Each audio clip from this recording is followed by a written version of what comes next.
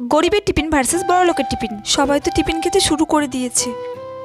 মা আজকে টিফিনে কি দিয়েছে কে জানে, খুলে দেখি। মা আজকেও আমাকে মুড়ি চানাচুর দিয়ে দিয়েছে। আমি বন্ধুদের সঙ্গে কি করে টিফিন খাবো? সবাই কত ভালো ভালো টিফিন নিয়ে আসে, কেউ স্যান্ডউইচ, কেউ চিড়ের পোলাও, কেউ হালুয়া, কত ভালো ভালো টিফিন নিয়ে আসে। আর মা আমাকে রোজ রোজ মুড়ি চানাচুর দিয়ে দেয়। কাউকে বলা যাবে না আমার মা রোজ রোজ আমাকে মুড়ি চানাচুর দেয়, তাহলে তো আমার মাকে ছোট করবে না।